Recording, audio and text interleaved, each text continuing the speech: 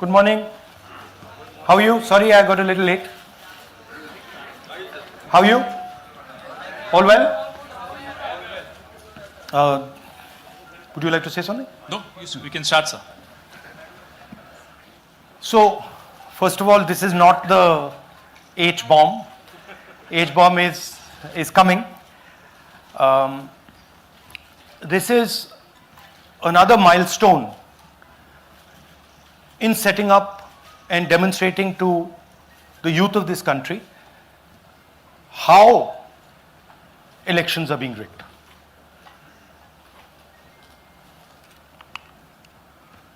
So I'm going to make a claim here, very strong claim,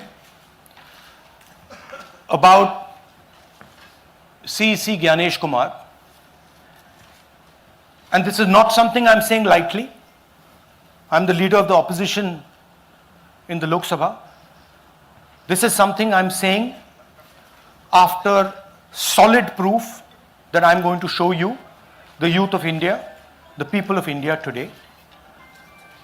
Proof that is black and white, absolutely clear, that the Chief Election Commissioner of India is protecting the people who have destroyed Indian democracy.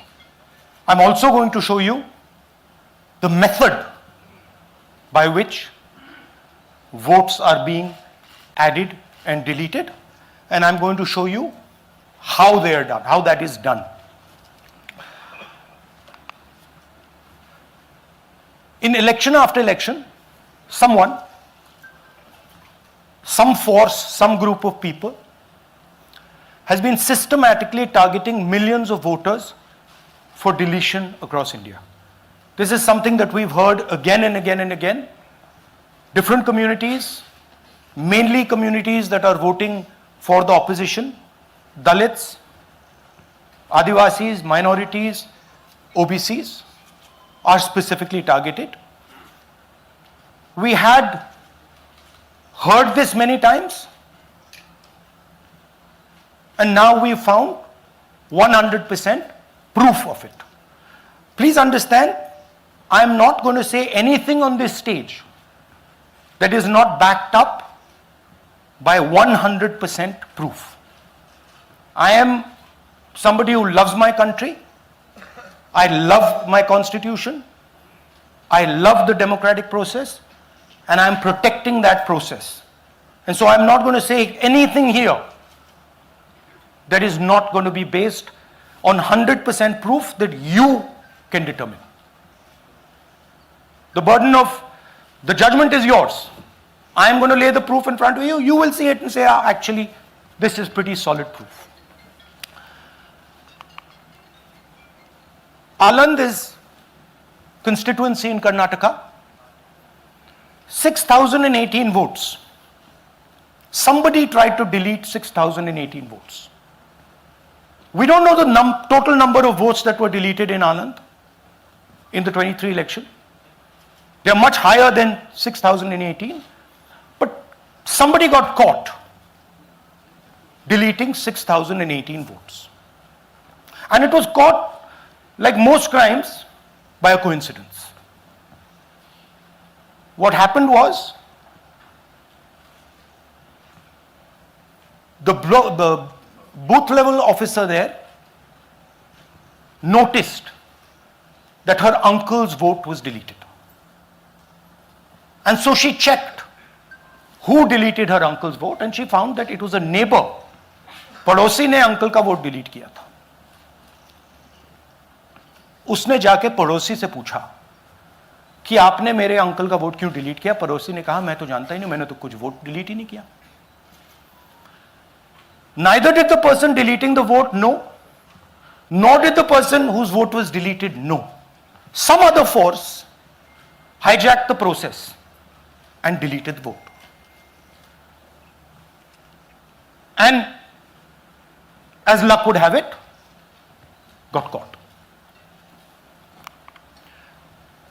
What does the operation look like? In Aland, 6,018 applications were filed. impersonating voters. The people who filed these applications actually never filed them. And we will show you evidence of that on this stage. The filing was done automatically using software. We will show you that. Mobile numbers from outside Karnataka, from different states, and you can see on the map, from different states were used to delete numbers in Aland. And it was done targeting Congress voters. So this was not random. We will show you again that these deletions were specifically targeting booths where the Congress party was winning. Here is example number one, lady called Godabai. Someone created fake logins, deleted 12 voters, attempted to delete because then this was stopped. Godabai, of course, has no idea. Can you show us what Godabai has to say about this? Election time ಈಗ ನಾ ಅರ್ಜಿ ಹಾಕಿಲ್ಲ, ನನಗೆ ಅದಕ್ಕೆ ಸಂಬಂಧ ಇಲ್ಲ. ಅದು ಯಾರು ಹೊಟ್ಟಿ ಕಿಚ್ಚಿಗೆ ಯಾರು ಏನು ಹಾಕ್ಯಾರ ಅನ್ನೋದು ನನಗೆ ಗೊತ್ತಾಗಿಲ್ಲ. So she has no idea. These were the cell phone numbers that were used to delete these people. These are not from Karnataka. These numbers are from different states. You can see here.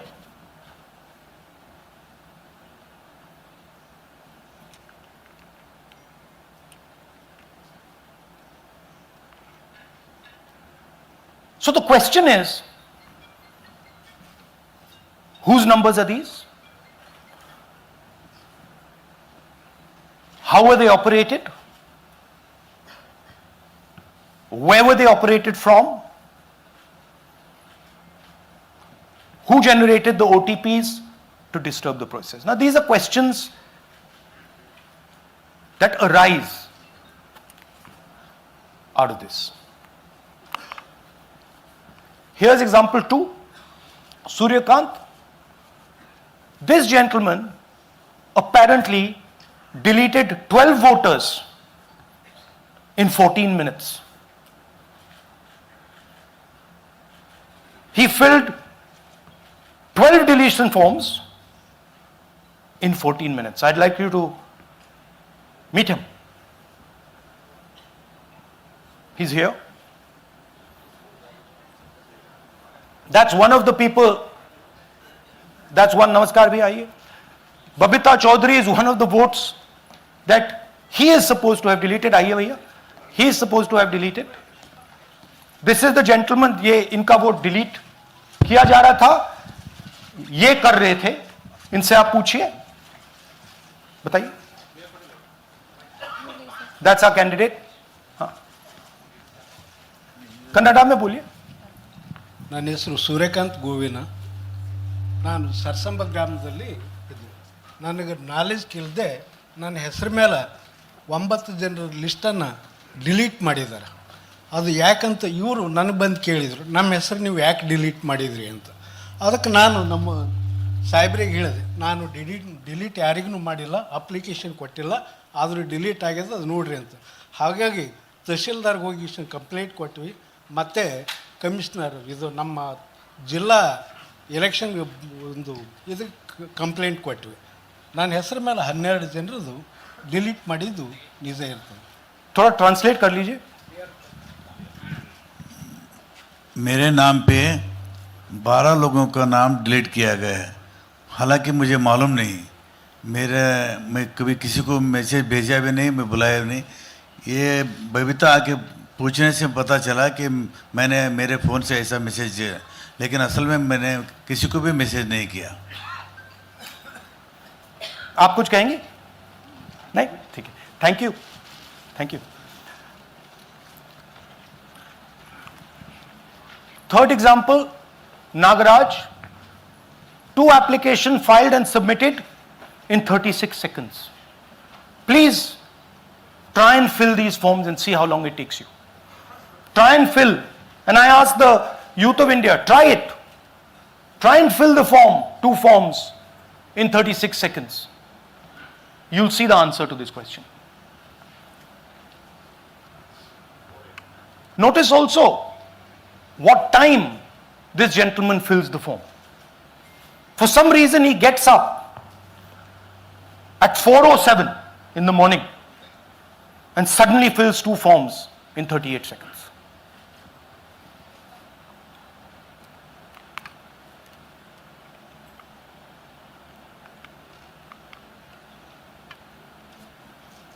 Now let's talk about how this is being done and why I'm saying and we are saying that this is being done in a centralized manner, and this is being done not using individuals but using software. Look at the serial numbers. Serial number 1, serial number 1, serial number 1, serial number 1. Serial number 1 means that this is the first person whose name, this is the first name in the booth. So a software is picking up the first name in the booth and using it to delete voters. So someone ran an automated program that ensured the first voter of the booth was the applicant. That same person got cell phones from outside the state, used them to file the applications. And we are pretty certain that this was done in a centralized manner and it was done at scale. This was not done in a, at a worker level. This was done at a call center level. Congress won 8 other 10 booths in 2018. This was not a coincidence. This is a planned operation. Now, let's come to why I'm making such a direct accusation about this gentleman, Gyanesh Kumar. There is an ongoing investigation on this matter in Karnataka. The CID of Karnataka has sent 18 letters in 18 months. 18 letters in 18 months to the Election Commission. And they have asked the Election Commission for some very simple facts. Number 1, give us the destination IP from where these forms were filled. Number 2, give us the device destination ports from where these applications were filed. And number 3, most important, give us the OTP trails, because when you file, you have to get an OTP. 18 times in 18 months. The CID of Karnataka has written to the Election Commission for this, and they are not giving it. Why are they not giving it? Because this strong Congress booths, the top 10 booths with maximum deletions are Congress strongholds. Congress won 8 other 10 booths in 2018. This was not a coincidence. This is a planned operation. Now, let's come to why I'm making such a direct accusation about this gentleman, Gyanesh Kumar. There is an ongoing investigation on this matter in Karnataka. The CID of Karnataka has sent 18 letters in 18 months.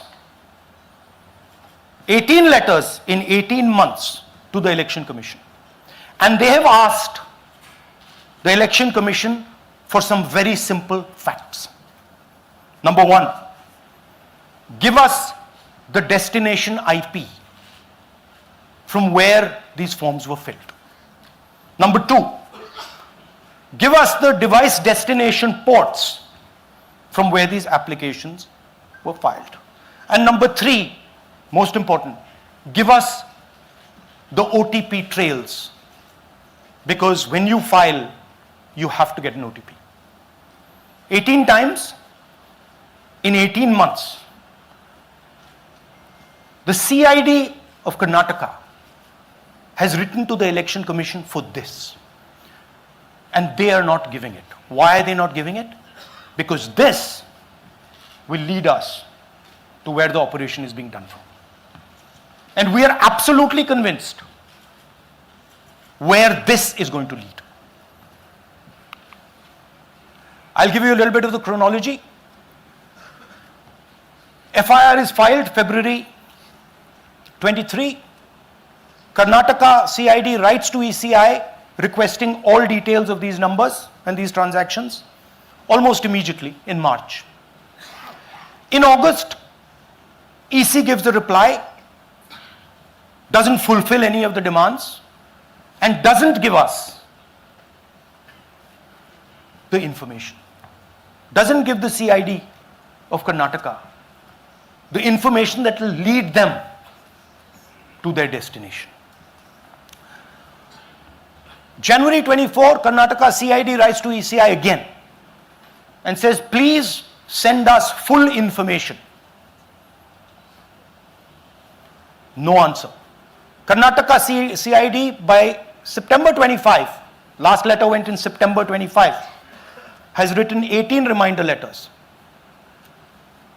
While this is going on, the CEC of Karnataka writes to the Election Commission in Delhi and says, there is a matter. Please provide this information. And the CEC of Karnataka multiple times asks the Election Commission. No answer. Now this is absolute solid proof that Gyanesh Kumar is protecting the people who are doing this. This is also absolute solid proof, what I've shown you, that this is being done in a centralized way, this is being done at scale, and this is being done using large resources. Question is, who is the someone? And the answer is with the EC today.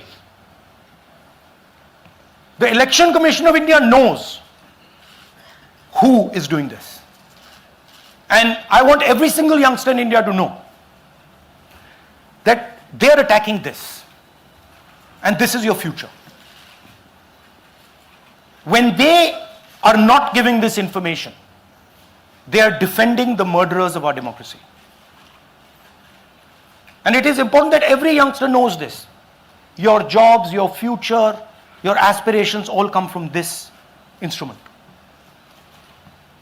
And the Chief Election Commissioner, Mr. Gyanesh Kumar, is not telling the CID of Karnataka who is doing this. This is not an isolated case. There are many such cases. Here is another one. Maharashtra, Rajora, same idea. 6,850 targeted voters added. Anand we caught deletions, Rajora we caught additions. But the basic idea is the same. Phones from outside, people who are supposed to have added voters don't know that they've added voters, people who have deleted voters don't know that they've deleted voters. You can see, you might remember that, those names there, JW, JW, JW, JW from the last presentation. Same model. So it's the same system that is doing this. It's doing it in Karnataka, it's doing it in Maharashtra, it's done it in Haryana, it's done it in UP, and we have proof of all of it.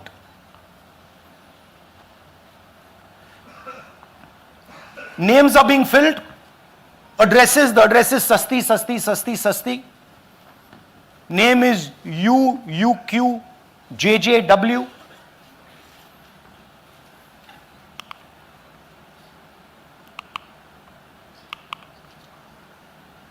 So, what are we saying here? That the Chief Election Commissioner of India, Gyanesh Kumar, needs to stop protecting the people who are destroying Indian democracy. We have given you 100% bulletproof proof here. It cannot be doubted, you have seen it with your own eyes. Right? EC has to release this data of these phones, these OTPs, within a week. Otherwise, we will know for sure that Gyanesh Kumar is protecting the people who are destroying and attacking the Constitution. Thank you. पूरा हिंदी में देखिए, ये H bomb तो नहीं है, H bomb आ रहा है, hydrogen bomb आ रहा है. ये एक और उदाहरण है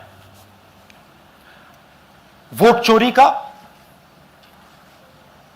पिछली बार मैंने आपको एडिशंस के बारे में बताया था, ये हम आपको डिलीशंस के बारे में दिखा रहे हैं, और सबूत के साथ हम आपको दिखाएंगे कि ये जो डिलीशंस हुए हैं ये सेंट्रलाइज तरीके से कॉल सेंटर के प्रयोग करके, सॉफ्टवेयर के प्रयोग करके किए गए हैं.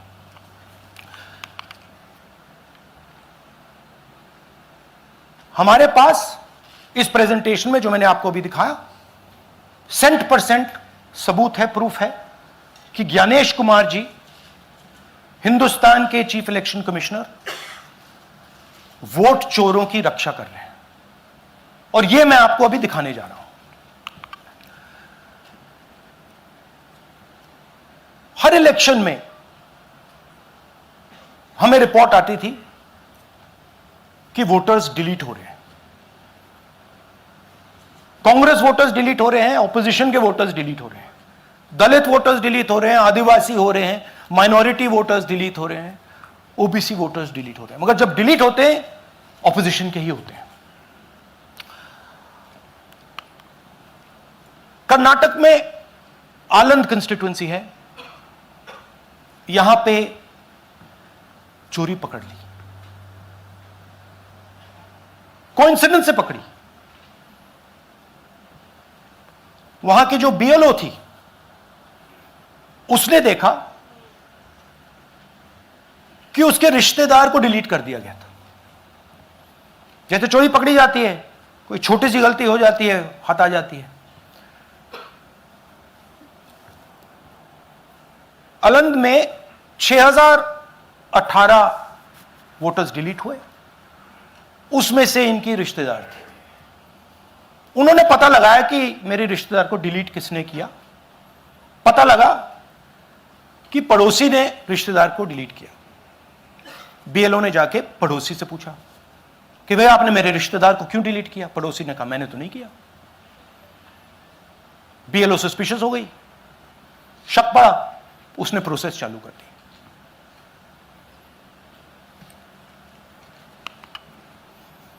पता क्या लगा कि कोई ना कोई, किसी ने अलंद में वोटर डिलीशन सिस्टमैटिकली ऑर्गेनाइज तरीके से, सेंट्रलाइज तरीके से किया. हमें यह नहीं मालूम कि आलंद में कितने वोटर डिलीट हुए, क्योंकि इससे बहुत ज्यादा हो सकते हैं. 6000, तकरीबन 6000 पकड़े गए, उस पर इन्वेस्टिगेशन हो गया. क्या पता लगा कि फाइलिंग ऑटोमेटिकली ऑनलाइन हो रही है. मोबाइल नंबर्स कर्नाटक के नहीं यूज हो रहे, मोबाइल नंबर्स दूसरी स्टेट्स के यूज हो रहे हैं. इनफैक्ट कर्नाटक के नंबर थे ही नहीं उसमें. मतलब आप दिल्ली में बैठे डिलीट कर रहे हो, आपका नंबर तमिलनाडु का है. आप गुड़गांव में डिलीट कर रहे हो, आपका नंबर झारखंड का है. और जब हम चेक कर रहे हैं कि भैया आपका नंबर है, तो आपका नंबर है ही नहीं, किसी और का नंबर है. और टारगेट करके कांग्रेस वोटर्स को डिलीट किया गया. ये गोदाबाई जी हैं, इनके नाम पर 12 वोटर्स डिलीट किए गए. इनको मालूम ही नहीं, इनको पता ही नहीं कि इन्होंने 12 वोटर्स डिलीट किए. दिखाइए जरा. ಇಲೆಕ್ಷನ್ ಟೈಮ್ ಈಗ ये इनका वीडियो है। ನಾ ಅರ್ಜಿ ಹಾಕಿಲ್ಲ, ನನಗೆ ಅದಕ್ಕೆ ಸಂಬಂಧ ಇಲ್ಲ. ಅದು ಯಾರು ಹೊಟ್ಟಿ ಕಿಚ್ಚಿಗೆ ಯಾರು ಏನ ಹಾಕ್ಯಾರ ಅನ್ನೋದು ನನಗೆ ಗೊತ್ತಾಗಿಲ್ಲ. तो इनको आइडिया नहीं है कि इन्होंने वोटर्स डिलीट कर दिए।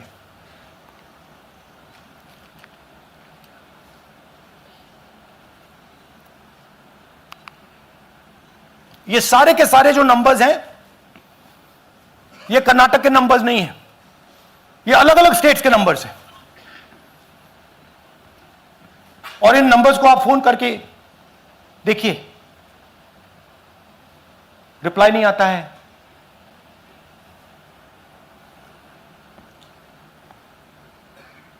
तो सवाल यह है कि किसके नंबर्स हैं, ये किसने ऑपरेट किए, जब इन्होंने ऑपरेट किए ये कहां थे,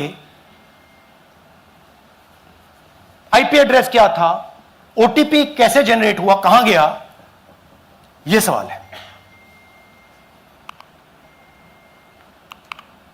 यह दूसरा उदाहरण, सूर्यकांत जी जो अभी स्टेज पे आए थे, इन्होंने 12 वोटर्स को 14 मिनट में डिलीट कर दिया। आप फॉर्म भरने की कोशिश कीजिए, डिलीशन फॉर्म भरने की कोशिश कीजिए, देखिए। और जब हमने इनसे पूछा कि भैया आपने ये कैसे किया, वो कहते हैं मैंने तो नहीं किया, मैं तो जानता ही नहीं हूं।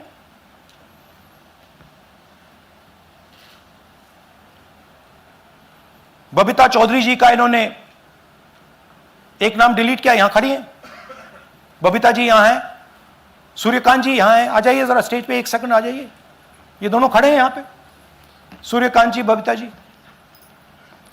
इनको मालूम ही नहीं कि इन्होंने डिलीट किया। Thank you. नागराज जी, इन्होंने 2 एप्लीकेशन 36 सेकंड में फाइल कर दी है।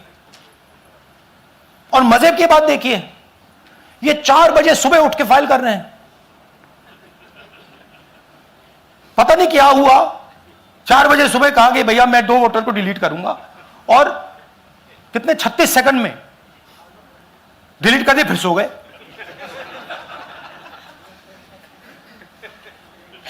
हमारी माइंड में पहले सवाल था कि क्या इलेक्शन कमीशन भी सो रहा है, मगर नहीं, सोया कोई नहीं है, जगे हुए हैं, सिस्टमैटिकली मदद हो रही है।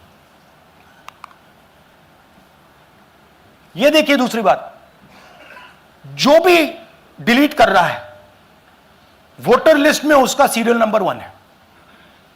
मतलब जो भी वोटर लिस्ट में पहले नंबर पे आता है वही डिलीट कर रहा है। 5वें नंबर वाला, 7वें नंबर वाला, 10वें वाला कोई नहीं कर रहा। तो हो क्या रहा है, सॉफ्टवेयर से यह काम किया जा रहा है। सॉफ्टवेयर प्रोग्राम कह रहा है पहला नाम निकालो और इसका प्रयोग करके डिलीट करो। टारगेटेड डिलीशंस हो रहे हैं। कांग्रेस पार्टी पर आनंद में अटैक किया। टॉप 10 बूथ्स जहां सबसे ज्यादा कांग्रेस की स्ट्रेंथ थी वहां टारगेट किया। और 2018 में पिछले इलेक्शन में 10 में से 8 बूथ कांग्रेस पार्टी जीती थी, और इन 8 में से इन्होंने 6000 लोग उड़ाने की कोशिश की।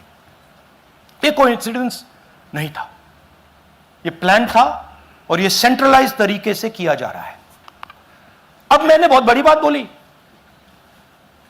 चीफ इलेक्शन कमीशन के बारे में मैंने बोला कि यह व्यक्ति वोट चोरों की रक्षा कर रहा है। जो भी मैं यहां बोल रहा हूं 100% प्रूफ के साथ, सबूत के साथ बोल रहा हूं। और मैं अभी आपको दिखाना चाहता हूं कि मैं ये शब्द क्यों बोल रहा हूं और किस बेसिस पे बोल रहा हूं। आपको अपनी आंखों से ये दिखेगा। कर्नाटका सीआईडी ने केस चालू किया कि ये वोटर कौन है, ये फोन किसके हैं, ये आईपी एड्रेस क्या है, ओटीपी कहां गया, इन चीजों के बारे में इन्वेस्टिगेशन शुरू होती है। कर्नाटक सीआईडी ने हिंदुस्तान के इलेक्शन कमीशन को 18 चिट्ठियां लिखी हैं। हमें आप ये इंफॉर्मेशन दीजिए, बिल्कुल क्लियर है, डेस्टिनेशन आईपी दीजिए, डिवाइस डेस्टिनेशन पोर्ट दीजिए, ओटीपी ट्रेल्स दीजिए, फोन नंबर्स दीजिए, फोन नंबर्स के मालिकों के नाम दीजिए। क्लियरली पूछा है, नो आंसर। 18 चिट्ठी CID Karnataka, no answer from chief election commissioner, no answer from election commission. Timeline देखिए,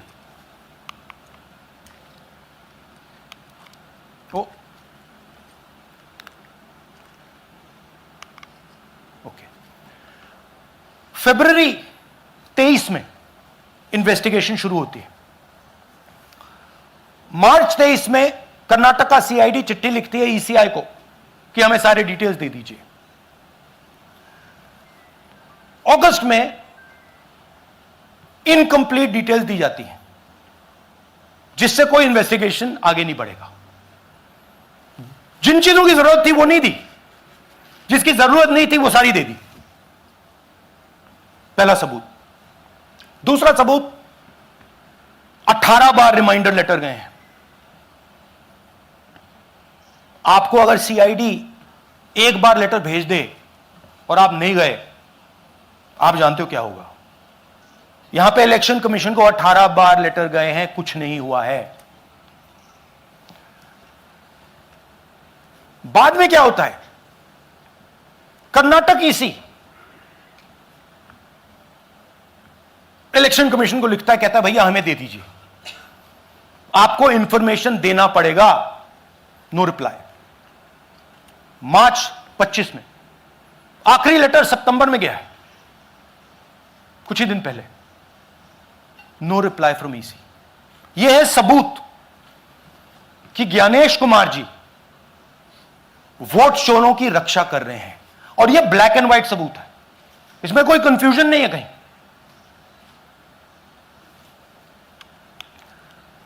तो सवाल उठता है, ये है कौन जो सेंट्रलाइज तरीके से कॉल सेंटर के प्रयोग से, सॉफ्टवेयर से अलग अलग प्रदेशों में वोट डिलीट कर रहे हैं, ऐड कर रहे हैं। इलेक्शन कमीशन जानता है, ज्ञानेश कुमार जी जानते हैं।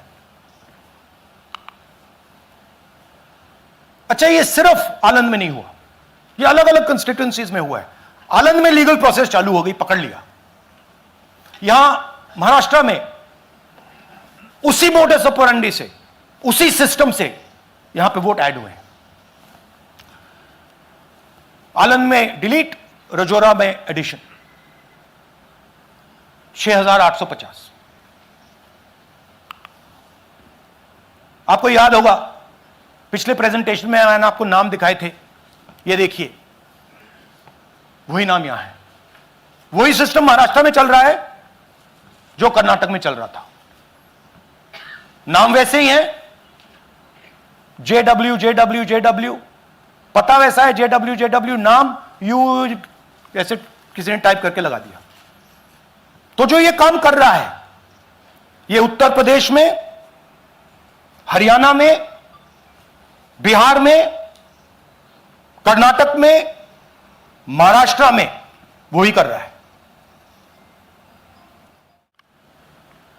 तो हमारी डिमांड है, ज्ञानेश कुमार जी आप अपना काम कीजिए। आपने ओथ लिया है, आप हिंदुस्तान के चीफ इलेक्शन कमिश्नर हैं। आपसे कर्नाटक की सीआईडी सबूत मांग रही है। आप कर्नाटक की सीआईडी को यह सबूत 1 सप्ताह के अंदर दे दीजिए, नहीं तो पूरा हिंदुस्तान के सारे युवा इस बात को एक्सेप्ट करेंगे कि आप हिंदुस्तान के कॉन्स्टिट्यूशन, हिंदुस्तान के संविधान की हत्या में शामिल हो, हिंदुस्तान के संविधान की रक्षा नहीं कर रहे हो, और वोट चोरों की आप मदद कर रहे हो। Thank you. और थोड़ी देर में हम आपको हाइड्रोजन बॉम्ब दिखाने जा रहे हैं। नहीं, आज नहीं, थोड़ी देर में उसकी प्रिपरेशन चल रही है। क्योंकि हम देखिए, मैंने टीम से कहा है कि अगर मैं स्टेज पे जा रहा हूं, ब्लैक एंड व्हाइट प्रूफ नहीं होगा, मैं नहीं जाऊंगा। अगर ब्लैक एंड व्हाइट प्रूफ होगा जो कोई मतलब उसको निगेट नहीं कर सकता, मैं जाऊंगा। मैं देश के कॉन्स्टिट्यूशन की रक्षा कर रहा हूं, संविधान की रक्षा कर रहा हूं, मैं लोकतंत्र की रक्षा कर रहा हूं और मैं सच्चाई आपके सामने रख रहा हूं। बहुत बहुत धन्यवाद, नमस्कार, जय हिंद। सर 3 सवाल। पीटीआई से संजीव चोपड़ा। या राहुल जी, दिस साइड। या राहुल जी इधर, हाँ, कहाँ है? To your right. हाँ, हेलो। राहुल जी, आज आपने नया खुलासा किया है कि कैसे वोट चोरी हो रही है। आपने पहले भी महादेवपुरा के बारे में बताया कि कैसे एडिशंस हो रही हैं, अब आपने बताया कैसे डिलीशंस हो रही हैं। लेकिन देखने में ये आ रहा है कि इलेक्शन कमीशन इस पे कोई एक्शन नहीं ले रहा और आगे चल के वो तैयारी कर रहे हैं पूरे देश में एसआईआर लाने की। तो आप इस मुहिम को आगे कहां तक ले जाएंगे और एसआईआर के बारे में क्या करने वाले हैं? देखिए, हम आपके सामने क्रिमिनलिटी रख रहे हैं, हमारा काम आपके सामने सच्चाई रखने का है और हम रख रहे हैं। हिंदुस्तान में दूसरे इंस्टीट्यूशंस भी हैं, सिर्फ इलेक्शन कमीशन नहीं है, लीगल सिस्टम है, उनको भी इन चीजों को देखना चाहिए। यहां पे हम चीफ इलेक्शन कमिश्नर के बारे में ब्लैक एंड व्हाइट कह रहे हैं। आपने कहा कि हमने एडिशन डिलीशन दिखाया, पहले प्रेजेंटेशन में मैंने एडिशन दिखाया था, अब हमने डिलीशन दिखाया है, मगर हमने एक और चीज जोड़ दी है। एडिशन और डिलीशन का सिस्टम, उसका स्ट्रक्चर, उसका तरीका, और हमने यह दिखाया है कि जो डिलीट कर रहा है, जो ऐड कर रहा है, महाराष्ट्र में, कर्नाटक में, यूपी में, वो एक ही आदमी है, एक ही फोर्स है। हमने आपको वो एड्रेसेस दिखाए। Same system is being used in Maharashtra, is being used in Karnataka, is being used in Uttar Pradesh, is being used in Haryana. Same people are doing it. Say Siddharth, ANI. Sir, this side, sir. हाँ, Sir, on your left, sir. हाँ, On your left. This side, sir, on your left. Sir, मेरा आपसे सवाल ये है कि जब आप कह रहे हैं कि ज्ञानेश कुमार जो चीफ इलेक्शन कमिश्नर है, उन्हें पता है ये कौन कर रहा है, हाँ। और ये पॉलिटिकल फायदा जरूर किसी को हो रहा है। आप कह रहे हैं कांग्रेस के बूथ के ऊपर ही हाँ। सारे वोट्स डिलीट किए जा रहे हैं, तो वो कौन लोग आपके हिसाब से हैं जिनको ये फायदा पहुंच रहा है, पहला। और दूसरा ये कि वो आपने एक देखिए, हफ्ते का हाँ, समय दिया sorry। है, जब आपने एक हफ्ते का समय दिया है, तो क्या एक हफ्ते बाद आप इसको आगे कैसे इनिशिएट करेंगे? क्या आप लोग कोर्ट का रास्ता अपनाएंगे या और कोई हायर एजेंसी से इस बात की डिमांड करेंगे? क्योंकि ये ऑर्गेनाइज्ड तरीके से कायम दिखाई दे रहा है जो आप बता रहे हैं, अगर आपकी बात के ऊपर जाएं। देखिए, फ्रैंकली ये जो मैं यहां कर रहा हूं, ये मेरा काम नहीं है। मेरा काम डेमोक्रेटिक सिस्टम में पार्टिसिपेट करने का है। मेरा काम डेमोक्रेटिक सिस्टम की रक्षा करने का नहीं है। वो काम हिंदुस्तान के इंस्टीट्यूशंस का है। वो काम वो नहीं कर रहे हैं, इसलिए मैं कर रहा हूं। अब मैं आपको यह कह सकता हूं कि हमने आपको 2 बार सबूत दिखाया है, और जब हम ये प्रेजेंटेशंस खत्म करेंगे, इसमें लगेंगे 2-3 महीने, जब हम ये खत्म करेंगे,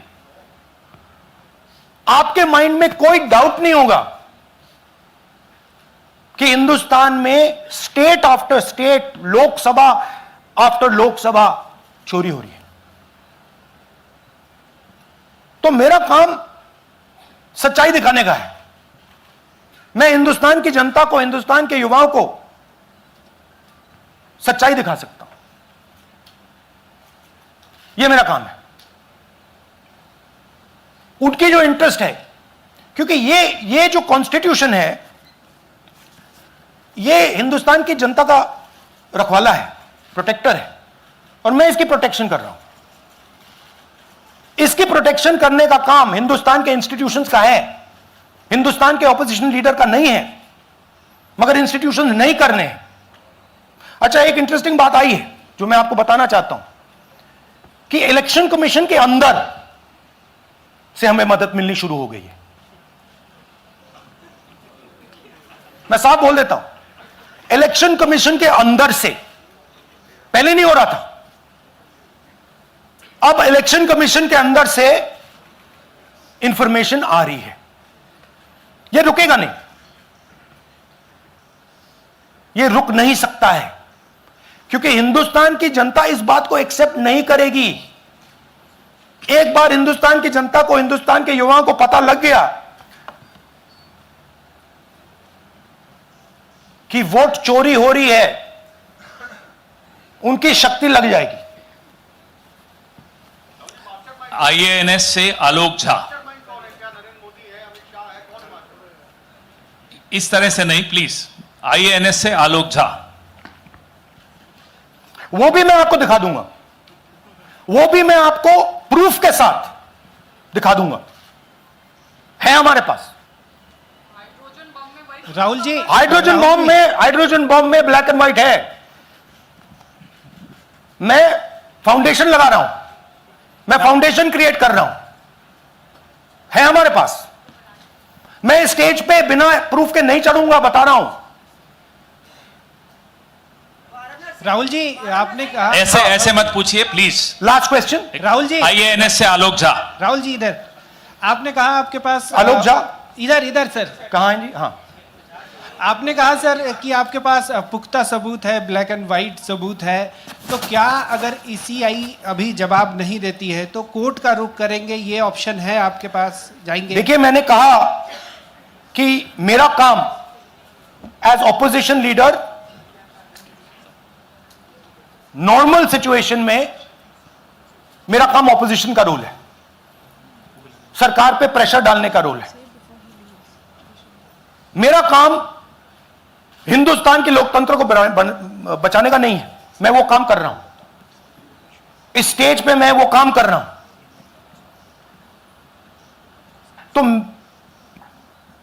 मेरी सोच है कि as a patriotic Indian, as somebody who loves India, who loves the constitution, it is my duty to put the truth in front of the people of India. अब अगर हिंदुस्तान के इंस्टीट्यूशंस कुछ करना चाहते हैं, वो करेंगे। उनमें भी बहुत लोग हैं, जैसे मैंने आपसे कहा, मैं सरप्राइज हो रहा हूं, इलेक्शन कमीशन से लोग आ रहे हैं, इंफॉर्मेशन दे रहे हैं, और बढ़ रहा है वो। क्या जब तक CEC ज्ञानेश कुमार अपने पद पर है, जैसा कि आप कह रहे हैं कि वो फ्री एंड फेयर इलेक्शन होने नहीं देंगे, तो तब तक इलेक्शन का मतलब क्या रह जाएगा? क्या आप इनको हटाए जाने की या इनको इस्तीफा देने की? हाँ, तो आप इमेजिन कीजिए, और ये शॉकिंग बात ये है बस अब कि ये अभी शुरू नहीं हुआ, नो। ये 10-15 साल से चल रहा है। ये सिस्टम है, ये स्ट्रक्चर है। हिंदुस्तान की जो डेमोक्रेसी है वो हाईजैक हो गई है। I am shocked frankly. Democracy, brothers and sisters, democracy can only be saved by the people of India. Nobody else can save democracy. Rahul Gandhi can come here and say something and say this is the truth. But the people of India, who I believe in, who I love, can do it. The day the people of India realize that आपका जो लोकतंत्र है, आपका जो संविधान है, वो आपसे चोरी हो गया है, उस दिन काम हो जाएगा। Thank you. अब आप लोग अपने स्थान पर खड़े हो जाइए राष्ट्रगान के लिए। ये है इनकी डिटेल लिस्ट, देख लीजिए।